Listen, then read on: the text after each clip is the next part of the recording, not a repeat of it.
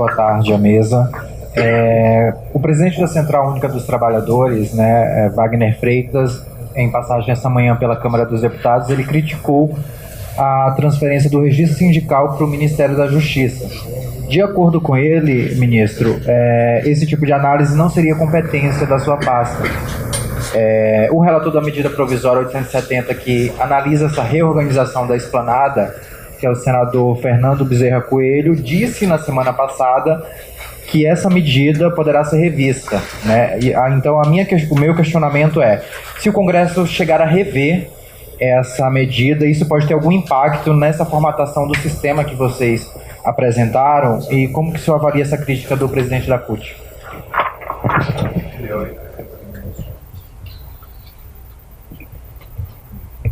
Olha, isso é um tema que está sendo debatido no Congresso e, claro, qualquer decisão que seja tomada pelo Congresso vai ser respeitada.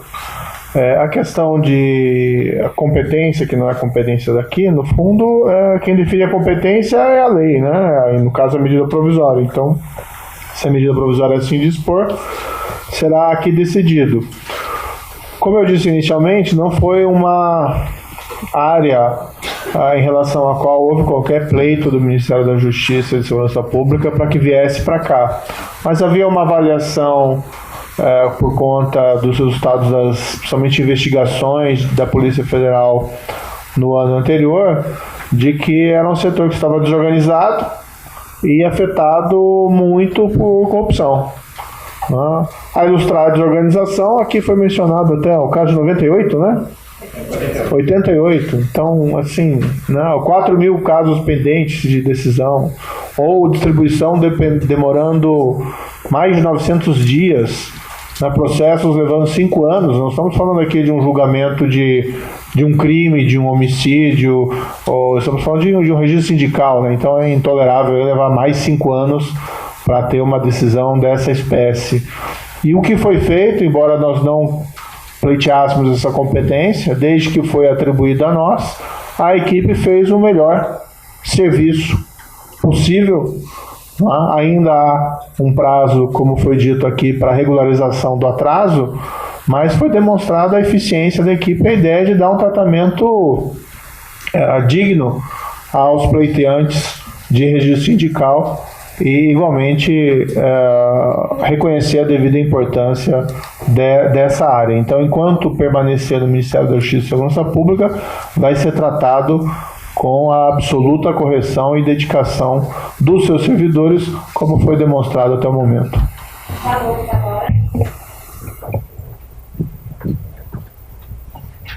Ministro, falando em relação às mudanças que podem acontecer aí dos ministérios, queria saber se o senhor tem alguma confirmação, alguma garantia do presidente Jair Bolsonaro que o COAF vai continuar aqui no Ministério da Justiça. E a outra pergunta seria em relação a esse projeto que ele falou esta semana sobre o excludente de licitude também para produtores rurais. Vocês debateram isso? Isso veio aqui do Ministério? O tema é só...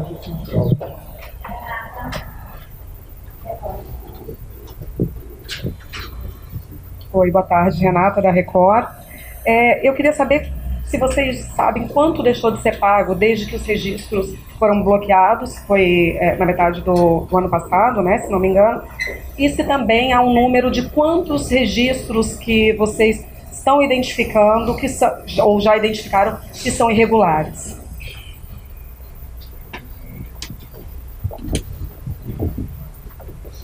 Os valores a gente não tem acesso, porque na divisão, a parte que coube ao Ministério da Justiça é toda a parte cadastral, cartorária, ou seja, o surgimento do sindicato. O sindicato tira o CNPJ e, a partir desse CNPJ, ele pleiteia o registro sindical. E é avaliada a questão da unicidade, a questão territorial e a questão da categoria. Essa é a atividade do Ministério da Justiça. Os recebimentos ficaram por conta do Ministério da Economia. Foi passado para lá e realmente a gente não tem acesso nenhum a esses dados. Não temos ainda essa avaliação. O foco do Ministério da Justiça é o foco do cidadão, do melhor serviço a ser prestado. Então, a gente entende a questão do longo prazo que os sindicatos estão esperando, e a energia toda está sendo gasta nesse sentido. Obviamente que, se houver algum achado, não há matéria, não há competência criminal do Ministério, ele vai ser remetido para as autoridades competentes. Ô, ministro, eu sinto muito, mas eu vou ter que perguntar sobre o COAF. Eu sei que é um assunto chato, mas a gente precisa falar de coisas chatas, né? De vez em quando.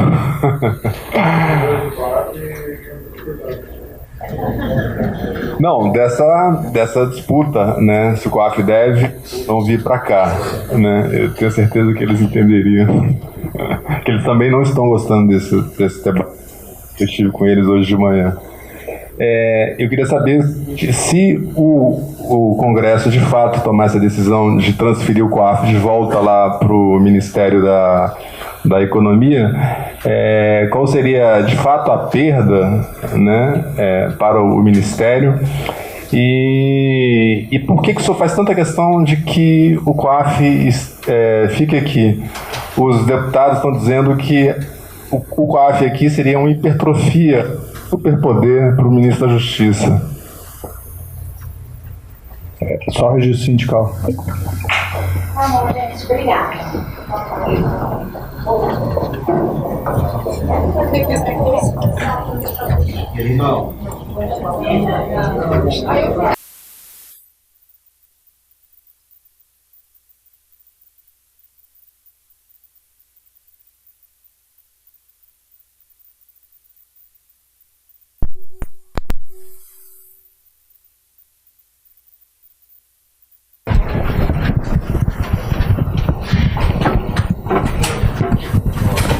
Bem, bom dia a todos aqui bem-vindos. Ou boa tarde, né? Não sei. Essa breve conferência é apenas para apresentar o novo registro sindical. Nessa reconfiguração dos ministérios, com a extinção do Ministério do Trabalho, acabou sendo transferido a atividade de registro sindical para o Ministério da Justiça e da Segurança Pública. Não foi um pleito específico do Ministério, foi uma decisão tomada no âmbito do governo e uma avaliação de que havia uma série de problemas na área e que o Ministério da Justiça e da Segurança poderiam resolver essas questões. Esse setor veio, apesar de todos os esforços dos servidores anteriores, várias pessoas que se dedicaram realmente a esse trabalho. Claro que teve problemas pontuais lá de corrupção, como foram divulgados, mas claro que a grande maioria dos servidores não tem nada a ver com isso. Mas esse setor veio extremamente desorganizado, né? E deu um grande trabalho da equipe do Ministério da Justiça e Segurança Pública, especialmente aqui da Secretaria Nacional de Justiça, para a reorganização desse setor. A ideia, então, nós aqui vemos um breve vídeo sobre o que foi feito, seguido de uma apresentação do Dr. Alexandre Paturi, que foi responsável pela organização do setor, e em seguida nós abrimos aí para perguntas. Certo? A minha avaliação, eu já vi essas apresentações, né? É uma mudança significativa para um procedimento de registro sindical extremamente transparente e digitalizado, né? O que deve servir não só para coibir malversações nessa área, isso é importante, mas também com o objetivo primário de melhor atender o cidadão e aquelas pessoas interessadas em registrar ou, de alguma forma, exercer direitos nessa área do registro sindical. Um processo digital, um processo informatizado, um processo transparente faz uma grande diferença. Eu falo brincando que é uma passagem, né, do registro sindical das páginas policiais para as páginas digitais. E acho que podemos começar então com a exposição do vídeo. Isso? Tá.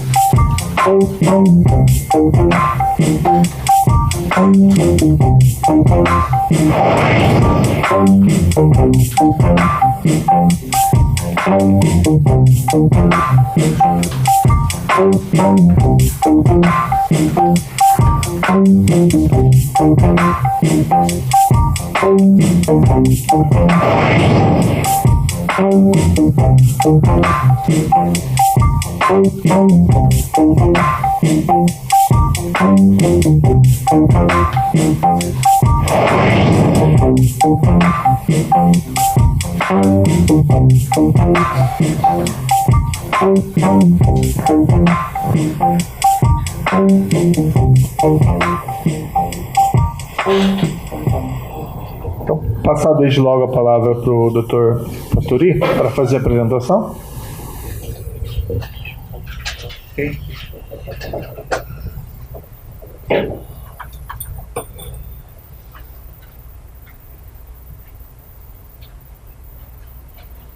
Boa tarde a todos. Hoje está sendo lançado o e-sindical, que é o Registro Sindical Eletrônico. Bom, ele é baseado em alguns princípios muito tirados da Constituição e também da legislação vigente. Dentre eles, economia de recursos, celeridade no processo, transparência, desburocratização e eficiência. O ponto importante, primeiro, é a economia de recursos. Da economia de recursos, o que aconteceu? A supressão de atendimento da mão de obra nos estados. Com o registro eletrônico, com o peticionamento eletrônico, todos os pedidos serão feitos pela internet. 100% dos processos tramitarão por via digital. Com isso, a gente vai ter a supressão dos espaços físicos, dos contratos, dos serviços, redução significativa com gastos de impressão de papel. Isso é bem importante porque os processos de registro sindical geralmente são grandes. Alguns deles chegam a ter até 10 mil páginas, dependendo da quantidade de impugnações. Então o processo ele vai tramitar todo por via digital, com redução de contratos, de correios, de malotes, de espaço físico, de pessoas.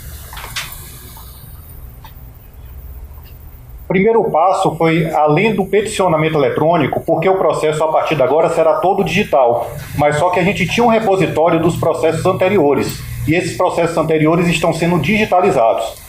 Então, na realidade, todo o processo vai tramitar digitalmente, mas temos a diferença dos processos digitalizados e dos nato digitais.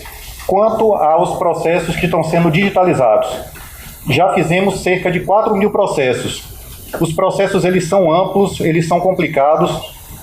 Muitos processos eles têm jornais nos anexos, o que dificulta um pouco. Alguns, inclusive, pelo tempo, a gente está tirando fotografias das páginas e anexando aos processos.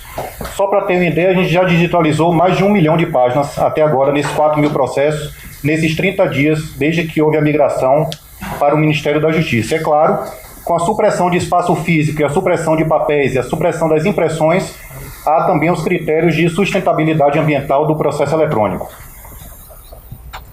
Para os senhores terem ideia, o que acontecia antes. Antes a gente tinha uma Secretaria Regional do Trabalho aqui em Brasília, no prédio do extinto Ministério do Trabalho, Bloco F. Temos 27 superintendências do trabalho e 113 gerências regionais. Só que todas essas agências, elas tinham uma parte delas que fazia o registro sindical.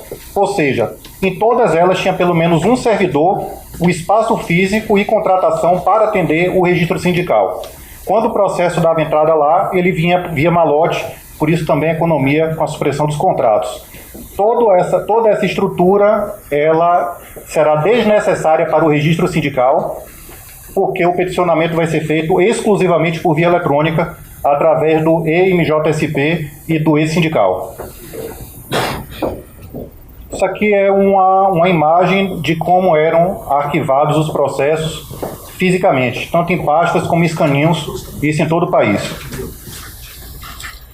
Agora, todos digitalizados, quando não é nato digital, todos estão sendo digitalizados e colocados em pastas virtuais, como se fosse uma nuvem aqui dentro do Ministério da Justiça. Na hora da análise cronológica, ele é reaberto e analisado conforme a fila estabelecida na cronologia, considerando que o mais importante do registro sindical é a precedência das análises. Quem entrou primeiro é analisado primeiro. Aqui tem um exemplo de um processo, onde está circulado ali, é um processo de 455 páginas, um dos volumes.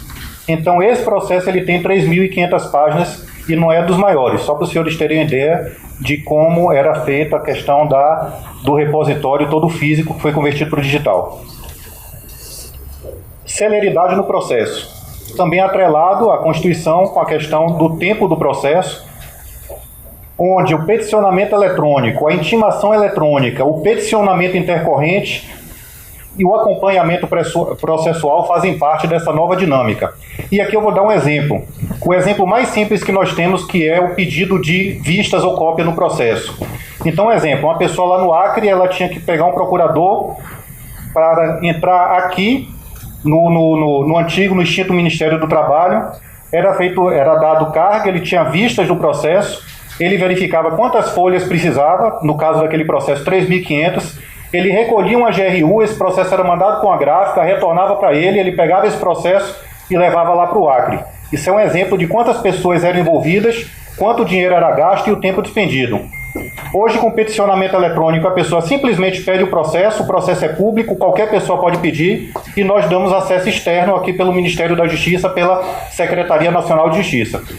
E esse processo, se ele já tiver digitalizado, é imediato. Se não tiver digitalizado, é só o tempo da digitalização, normalmente até 10 dias úteis, nós fazemos isso e damos o acesso externo. Tem que ser dado acesso externo, porque alguns desses processos têm 100 megas, a gente não consegue transmitir por e-mail. Então é dado o acesso externo, de lá ele baixa em PDF, e aí ele tem o acesso e é encerrado o pedido. Antes, no Ministério do Trabalho, levava de 3 a 5 anos a média para o deferimento ou indeferimento do processo, a análise final do processo. Isso quer dizer o quê? Que a gente analisou 6.811 processos de amostra de todo o universo ao longo dos últimos 10, 12 anos e chegamos a essa média da data do protocolo até a data final do processo.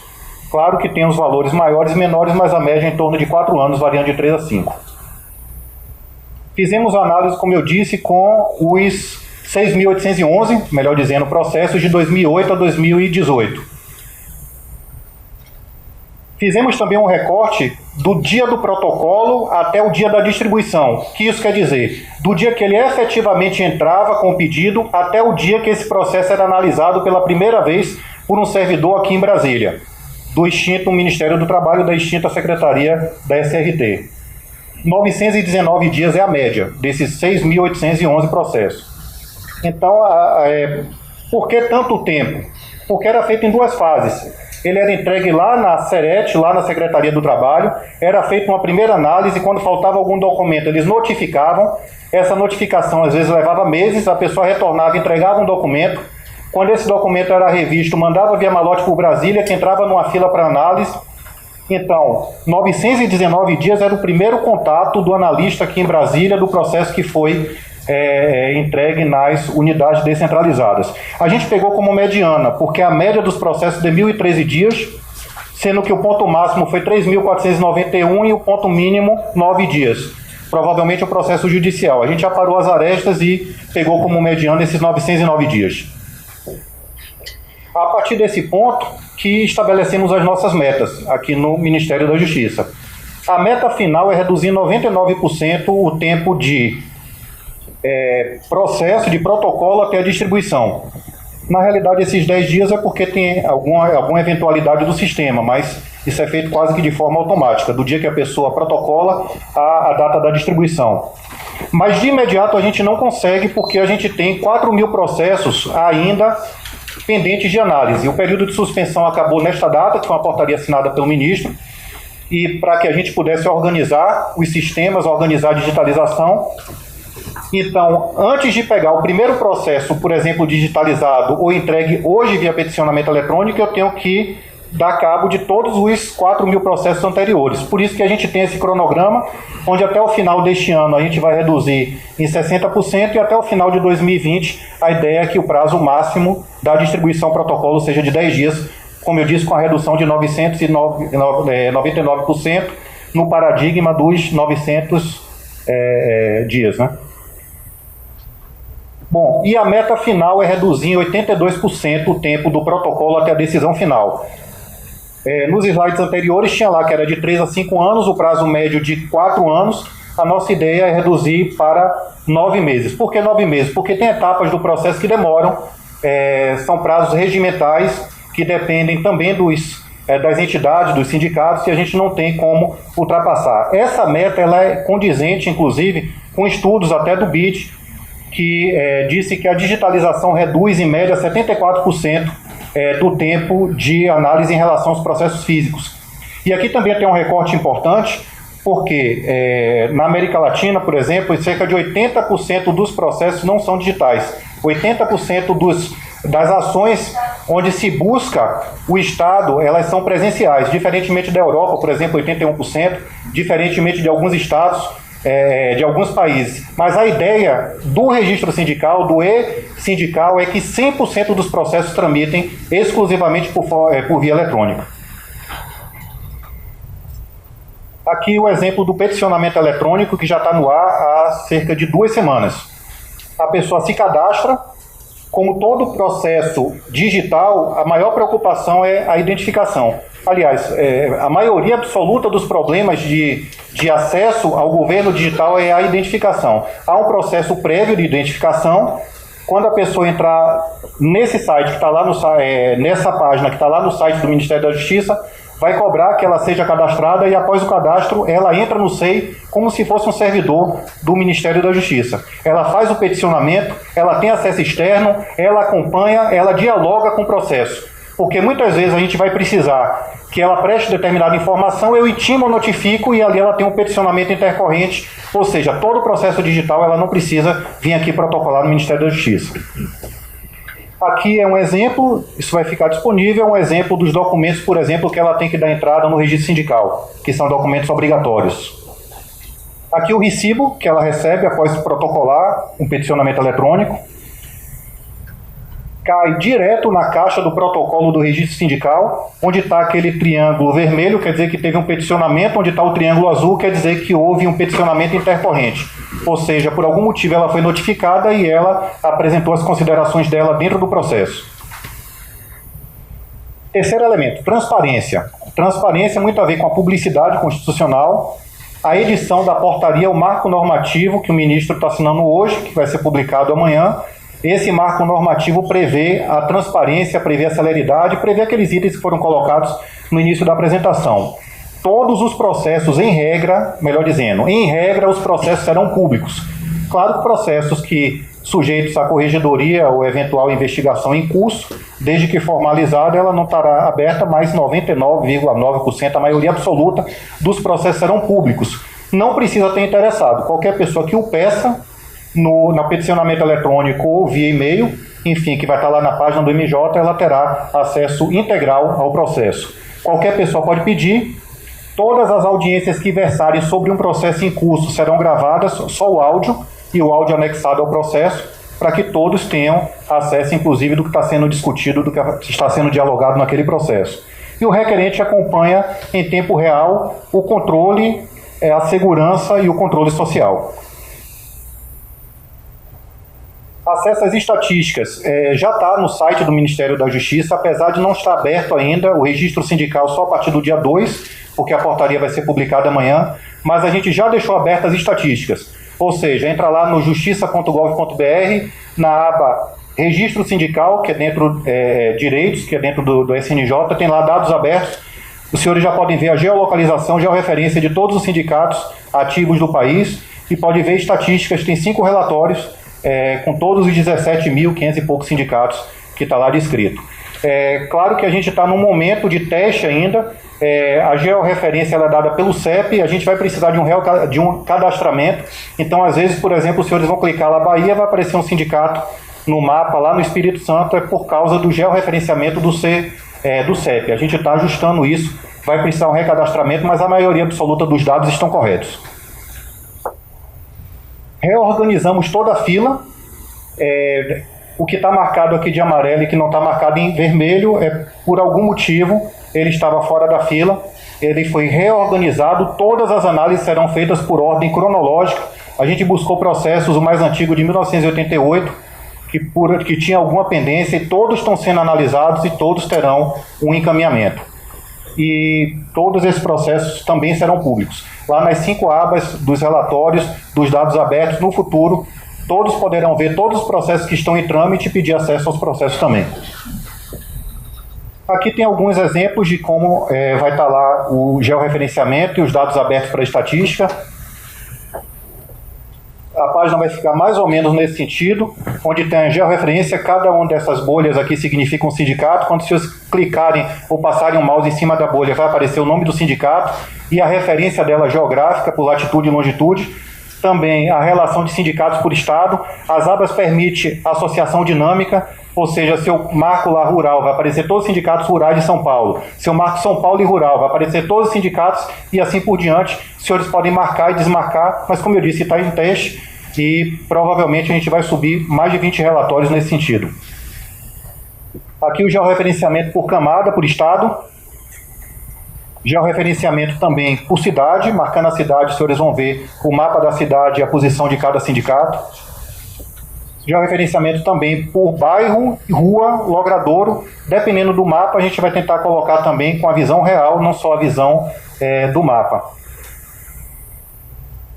Isso aqui é interessante, por exemplo, esse sindicato, a gente tem o georreferenciamento dele pelo bairro, pela cidade, pela região, e quando clica nele, aparece todas as cidades da abrangência do sindicato. Lembrando que o mais importante para se cadastrar um sindicato é a categoria qual ele é abrangido e o espaço geográfico em que ele tem atuação. São essas duas as únicas atividades constitucionais que a gente visualiza e checa para ver se tem ou não confronto ou similaridade territorial ou de categoria de sindicato. Exemplos também mais exemplos de gráficos que estarão disponíveis. Também urbano, rural, todos lá tem percentual. Na realidade está até mais arrumado do que isso, porque ele é dinâmico, né? Basta passar o mouse em cima, aparece número e percentual. Já está disponível, inclusive, para quem quiser entrar no site que eu disse, né? Aqui o número, a gente fez uma checagem de facilidades estatísticas, inclusive inferenciais, para quem queira. Às vezes universidades, reportagens precisam fazer cruzamento de população com quantidade de sindicatos. A gente vai ter análise também de regressão para poder ver na curva, eventualmente para políticas públicas, tudo isso voltado para políticas públicas, saber quem tem mais ou quem tem menos sindicato. Análise de linha média, por exemplo, a média é de 12 mil pessoas por sindicato, mas tem cidades ou estados que tem mais ou tem menos. Mapa de calor, esse ainda não está disponível por causa da ferramenta, mas a gente tem como avaliar no mapa de calor a concentração de sindicato. Então, por exemplo, quando eu marco rural, ele marca a chama fica ali no interior do Ceará, da Bahia, de alguns estados do Nordeste, ele também é dinâmico. A gente está vendo como é que sobe, mas, enfim, a ferramenta ainda não é possível, mas há um mapa de calor que pode ser prestado pela informação, pelo acesso à informação. Há um mapa de agrupamento, isso aqui é bem interessante, agrupamento de clusters, que a gente visualiza aonde tem maior segmentação de sindicatos. Desburocratização, 4 elementos. A substituição, tudo isso na portaria, da mediação pública pela privada, isso é um dos temas mais importantes, porque a gente gastava muita energia com isso. Então, exemplo, quando havia um choque de sindicatos, essa mediação era pública e agora nós notificamos para que os sindicatos envolvidos tentem compor pela composição, pela autocomposição, pela negociação entre as partes, ou que ele procure uma mediação privada, seja na Defensoria, OAB ou qualquer instituto nesse sentido. Então, só isso é uma redução significativa de mão de obra e há uma margem de manobra melhor para a negociação e para a liberdade sindical. A presunção de boa-fé, esse elemento é importantíssimo também. Então, para os senhores terem uma ideia de como funcionava, 6.000 processos que a administração recebe por ano é para atualização de diretoria. Exemplo, Sindicato dos Contadores, quando vai atualizar sua diretoria, ela tinha que provar para a administração pública que todos os seus diretores eram contadores. Isso demandava tempo, demandava energia e demorava para a gente atuar e decidir 6.000 processos.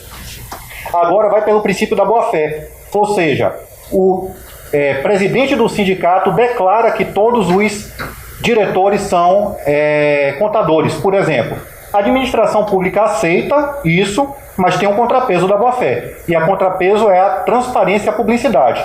A gente aceita, homologa e publica no site. E aí vai o controle social. Qualquer um pode chegar lá e marcar, dizendo, olha, apesar da declaração do presidente, esse aqui não é, por exemplo, o contador. Então há dois pesos aqui. A questão da presunção da boa-fé e o controle social. E a aplicação da publicidade e controle social, como eu disse.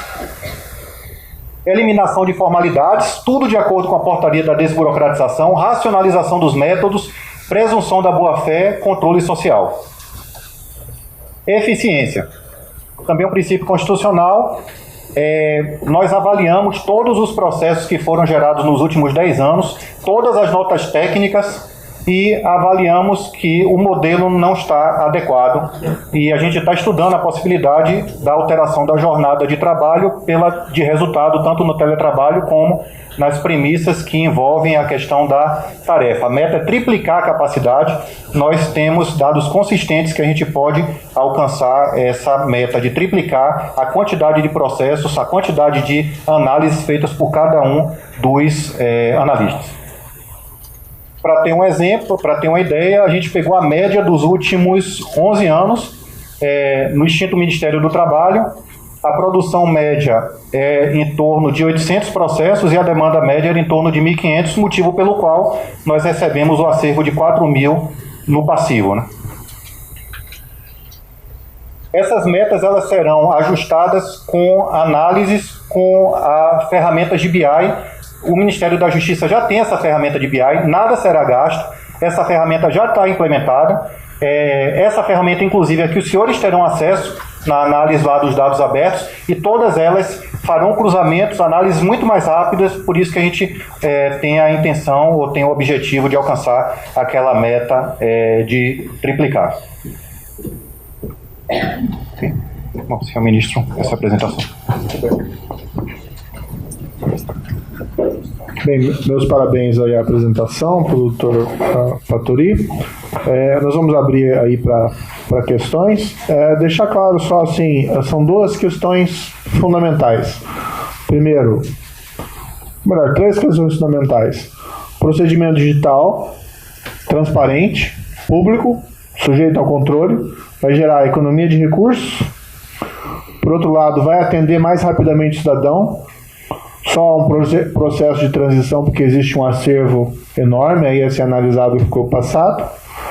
E um efeito colateral importante, não que tenha sido construído com esse objetivo, o objetivo é sempre atender mais e melhor o cidadão com menos recursos, mas um efeito colateral importante é que o tempo de esquemas nebulosos dentro da atividade de registro sindical, com esse sistema digital e transparente, chegaram ao fim, né?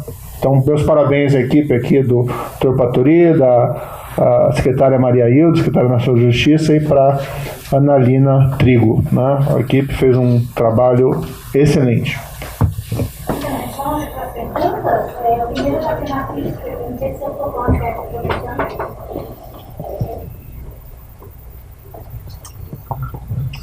Boa tarde a todos. Boa tarde ao senhor ministro, à mesa. Estou representando aqui a Central Pública do Servidor e a FENAFISCO. E a pergunta é a seguinte. Entidades que estão com recurso protocolado no extinto Ministério do Trabalho para revisão de cassação de registro em virtude de recursos de outras entidades, qual seria o procedimento para que elas adotassem essas centrais?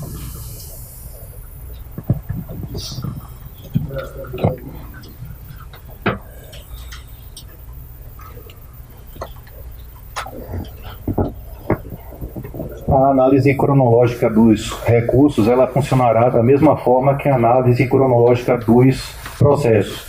Hoje nós temos 4.000 processos que estão pendentes de análise, alguns, como eu disse, anteriores à data de 2011, muito antigos, alguns da década de 90, e da mesma maneira a gente tem cerca de 1.400 processos que estão em grau de recurso.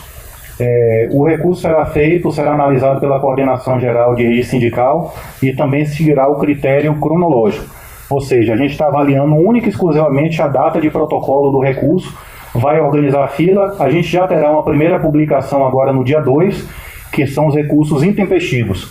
Então, esse não precisava seguir a análise cronológica, porque ele já tinha essa característica, enfim, ele não vai ser recebido pela intempestividade.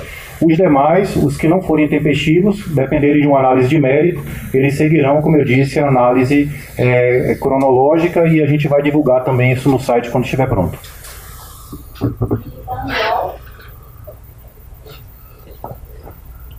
Bom dia, ministro. Bom dia a todos. Boa tarde, aliás. Quantos sindicatos foram reorganizados na fila? E eu queria saber se o Ministério vai tomar alguma medida de corregedoria em relação a servidores e agentes privados que interferiram nessa fila.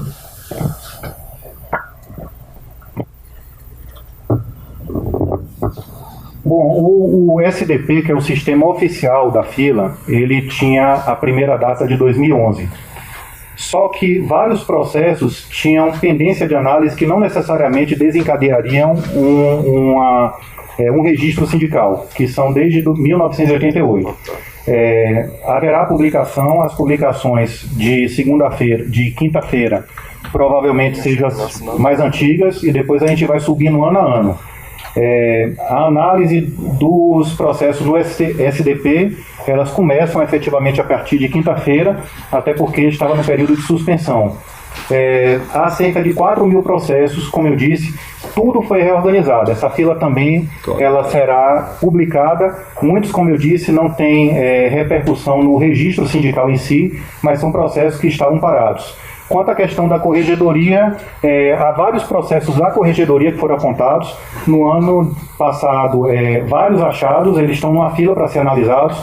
Há vários processos também em curso, procedimentos da Polícia Federal, que eventualmente nos comunica, e a gente faz análise administrativa. A gente não faz análise policial. Quando há algum achado, quando há algum ponto que demande aspecto penal, isso não é analisado no âmbito do Ministério da Justiça. É repassado para os órgãos de controle, enfim, Ministério Público, Polícia Federal.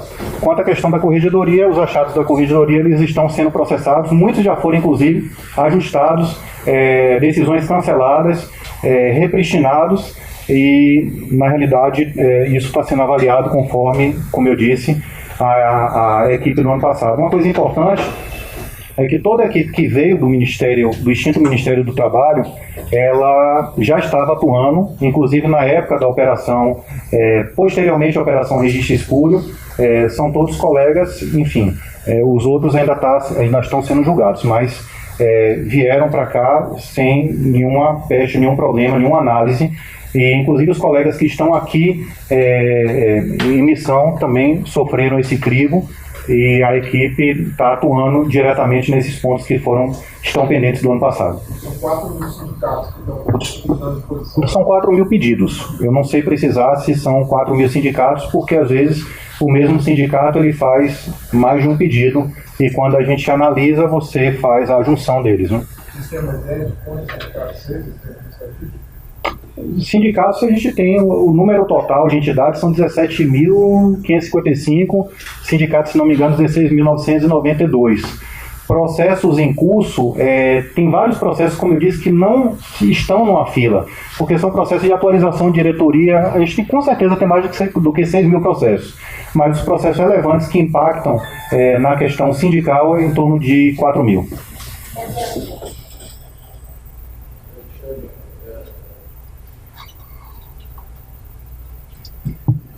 Alexandre, o senhor acabou, inclusive, de comentar, são cerca de 4.000 processos pendentes antes de entrar nessa nova fase, essa análise digital, né? Os senhores têm uma estimativa, é possível estimar quanto tempo duraria toda essa análise até começar essa nova fase? E só mais uma questão para o ministro Sérgio Moro, se o senhor me permite sair um pouquinho do assunto. Neste fim de semana, 2 carros do IBAMA aqui no Distrito Federal foram incendiados. Na verdade, não sei ainda se foram incendiados, mas houve incêndio em 2 carros. No país, esse ano, em Porto Velho, tivemos casos também de veículos do IBAMA incendiados. O Ministério da Justiça está acompanhando esse caso? Tem alguma investigação nesse sentido?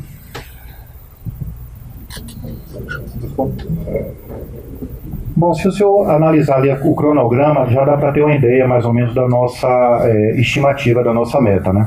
Os processos nato digitais, os que estão entrando agora, eles são muito rápidos de serem analisados.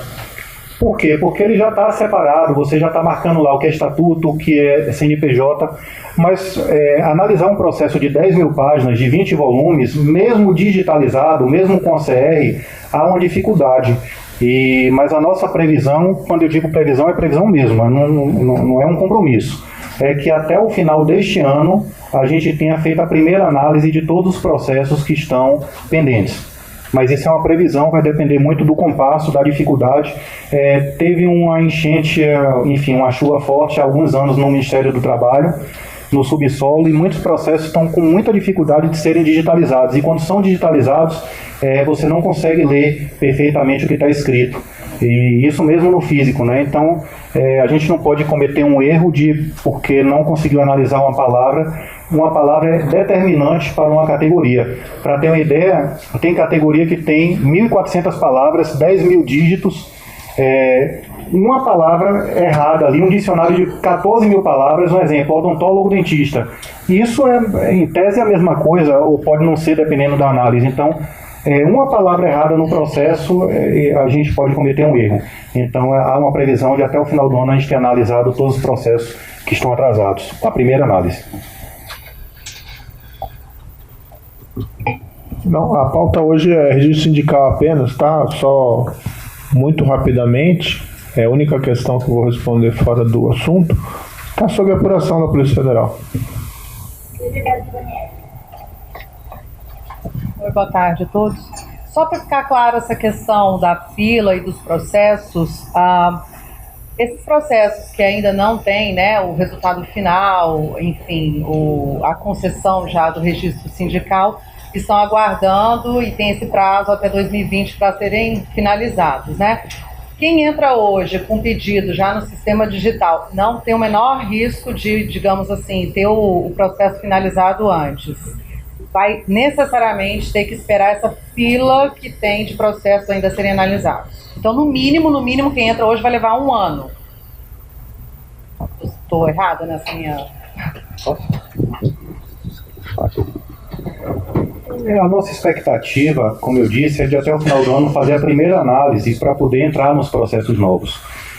Há uma vontade enorme do Ministério da Justiça de dar a maior celeridade possível, mas existe um impedimento, não é nem legal, é constitucional, que fala da unicidade sindical. Então, se um sindicato de contadores de um determinado estado fez o pedido há 10 anos e eu pego um pedido de um sindicato de contadores agora, eu estarei não só furando a fila, mas desrespeitando o princípio constitucional da unicidade e a questão da precedência, né, que é o que tem de mais importante hoje na legislação a respeito do sindicato, né. Mas, sinceramente, a Secretaria Nacional de Justiça está com todo empenho, o Ministério da Justiça, o protocolo full time, estamos analisando na maior velocidade possível. Eu não diria que é provável, mas a nossa expectativa é que a gente consiga reduzir o prazo. Mas, eventualmente, a gente também pode aumentar o prazo. Enfim, vai depender muito da dificuldade das análises. Olá, Carolina da TV CNT. Minha dúvida, eu conversei com os sindicatos, né, e a dúvida assim, da maioria deles assim, era com relação a esse acompanhamento presencial.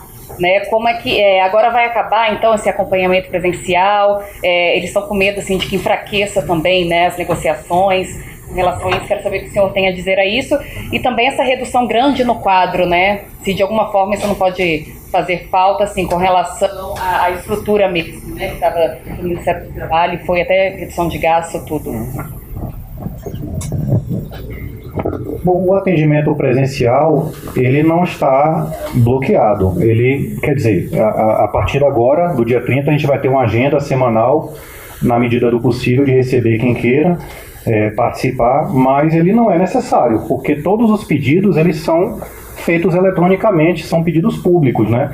E o Ministério da Justiça não vai se negar a receber, como eu disse, vai ter um agendamento semanal, mas como todos os processos são públicos, a gente já está alertando que para tratar de um processo em curso, a audiência necessariamente será gravada e colocada no processo, mas não há essa restrição de atendimento ao público. Não houve redução de efetivo de análise. Na realidade, como eu disse, ali havia uma disfunção burocrática, uma repetição de trabalho.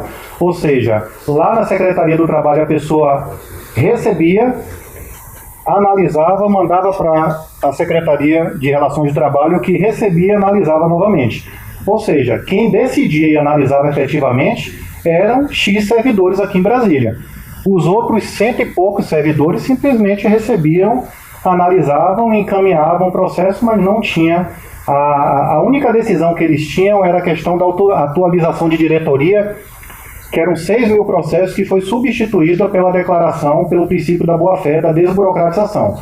Ou seja, a análise da alteração de diretoria que era feita nos estados, hoje foi substituída por uma declaração do presidente do sindicato, dizendo que todos eles são de determinada categoria, sob as penas da lei, obviamente, e essa declaração vai ser aceita pela administração e homologado e imediatamente publicado no site para quem quiser fazer o controle social, que na nossa visão é o melhor controle que pode haver.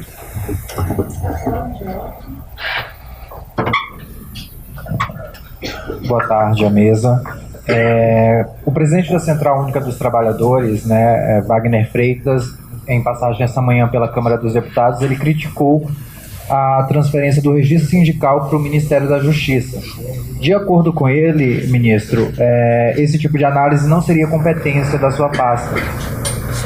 O relator da medida provisória 870, que analisa essa reorganização da esplanada, que é o senador Fernando Bezerra Coelho, disse na semana passada que essa medida poderá ser revista, né? Então, o meu questionamento é: se o Congresso chegar a rever essa medida, isso pode ter algum impacto nessa formatação do sistema que vocês apresentaram? E como que o senhor avalia essa crítica do presidente da CUT?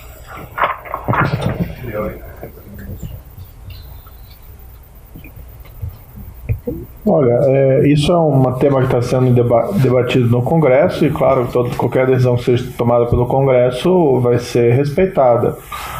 A questão de a competência, que não é competência daqui, no fundo, quem define a competência é a lei, né? No caso, a medida provisória. Então, se a medida provisória assim dispor, será aqui decidido. Como eu disse inicialmente, não foi uma área em relação à qual houve qualquer pleito do Ministério da Justiça e de Segurança Pública para que viesse para cá. Mas havia uma avaliação por conta dos resultados das, principalmente, investigações da Polícia Federal no ano anterior, de que era um setor que estava desorganizado e afetado muito por corrupção. A ilustrar a desorganização, aqui foi mencionado até o caso de 98, né? 88, então, assim, 4 mil casos pendentes de decisão, ou distribuição demorando mais de 900 dias, processos levando 5 anos. Não estamos falando aqui de um julgamento de um crime, de um homicídio, ou estamos falando de um registro sindical, né? Então é intolerável levar mais 5 anos para ter uma decisão dessa espécie. E o que foi feito, embora nós não pleiteássemos essa competência, desde que foi atribuída a nós, a equipe fez o melhor serviço possível. Ainda há um prazo, como foi dito aqui, para regularização do atraso, mas foi demonstrada a eficiência da equipe, a ideia de dar um tratamento digno aos pleiteantes de registro sindical e, igualmente, reconhecer a devida importância dessa área. Então, enquanto permanecer no Ministério da Justiça e Segurança Pública, vai ser tratado com a absoluta correção e dedicação dos seus servidores, como foi demonstrado até o momento.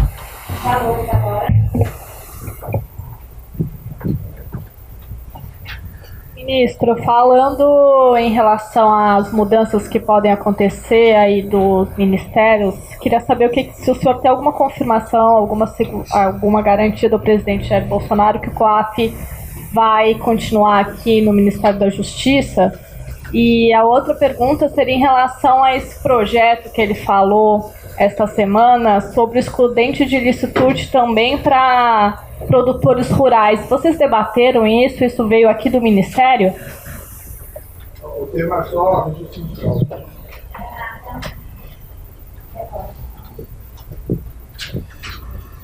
Oi, boa tarde, Renata da Record.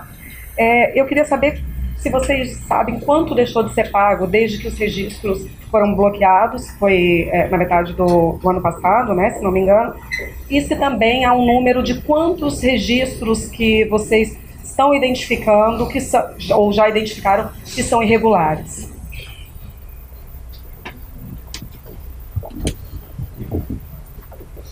Os valores a gente não tem acesso, porque na divisão, a parte que coube ao Ministério da Justiça é toda a parte cadastral, cartorária, ou seja, o surgimento do sindicato.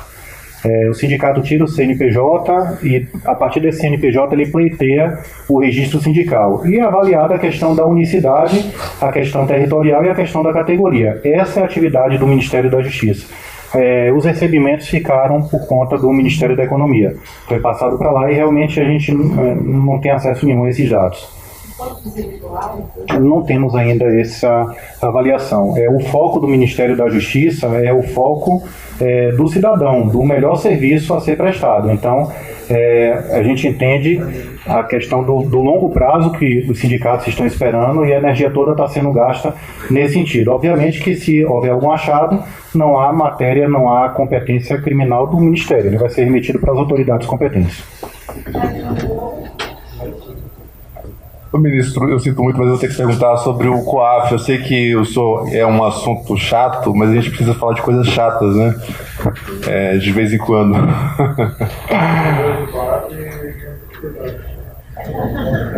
Não, dessa disputa, né? Se o COAF deve não vir para cá, né? Eu tenho certeza que eles entenderiam.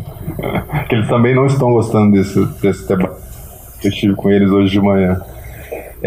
Eu queria saber se o Congresso de fato tomar essa decisão de transferir o COAF de volta lá para o Ministério da Economia, qual seria de fato a perda, né, para o Ministério e por que o senhor faz tanta questão de que o COAF fique aqui? Os deputados estão dizendo que o COAF aqui seria uma hipertrofia, superpoder para o ministro da Justiça. Só registro sindical. Tá bom, gente. Obrigada.